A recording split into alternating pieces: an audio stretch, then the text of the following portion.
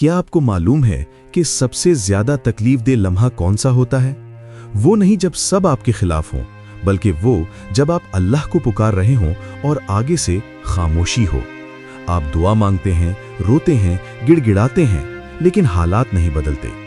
ऐसा लगता है जैसे आसमान के दरवाजे बंद हो चुके हैं। आप सोचते हैं, क्या मेरा रब मुझसे नाराज है? क्या वो मुझे भूल गया? आज की ये वीडियो उन लोगों के लिए है जो अल्लाह की खामोशी से डर रहे हैं। मैं आपको बताना चाहता हूं कि इस खामोशी का असल मतलब क्या है। हम क्यों टूटते हैं? हम इसलिए टूटते हैं क्योंकि हम वक्त के कैदी हैं। हम चाहते हैं कि अभी मांगा अभी मिल जाए। हम भूल जाते हैं कि हम एक प्लांट लगा रहे हैं, कोई बटन नहीं दबा रहे। नफ्सियात कहती है कि जब इंसान को उसकी मर्जी का नतीजा नहीं मिलता तो वो सेल्फ सैबोटाज यानी खुद को नुकसान पहुंचाने लगता है।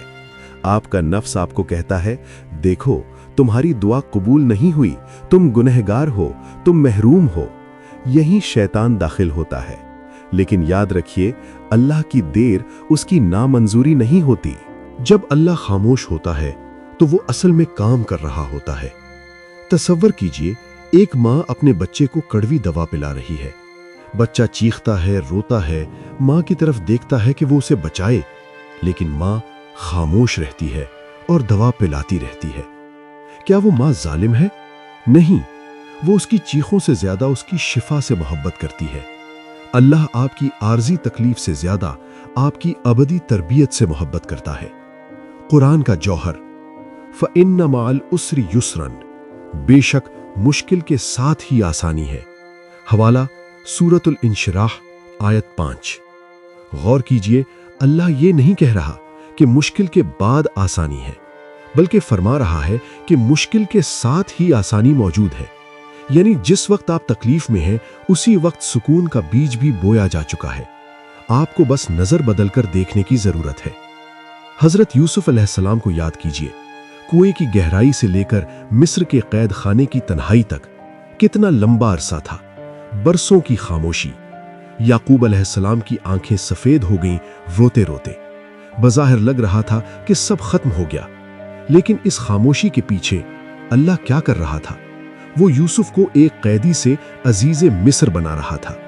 अगर भाई कुएं में न फेंकते, अगर जुलेखा इल्जाम न लगाती, अगर जेल न होती, तो यूसुफ कभी तख्त पर न बैठते। आपकी आज की तकलीफ आपके कल के तख्त का रास्ता है। वो जो छीन रहा है वो इसलिए ताकि आपके हाथ खाली हो और वो उनमें कुछ बेहतर थमा सके।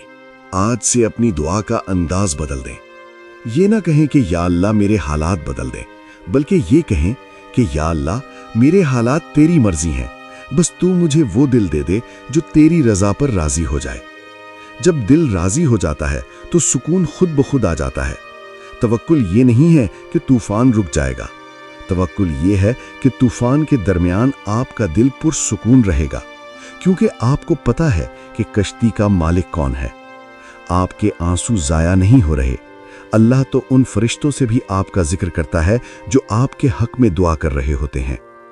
मेरे अजीज साथियों, अगर आपकी आंख में आज आंसू हैं तो मुबारक हो, आपका रब आपके करीब है। टूटा हुआ दिल अल्लाह का पसंदीदा ठिकाना है।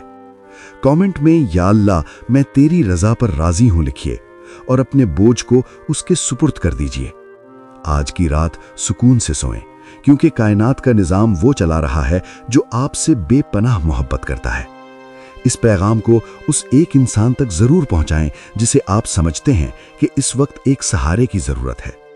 क्या पता आपका ये अमल किसी की जिंदगी बदल दे। अल्लाह हाफिज।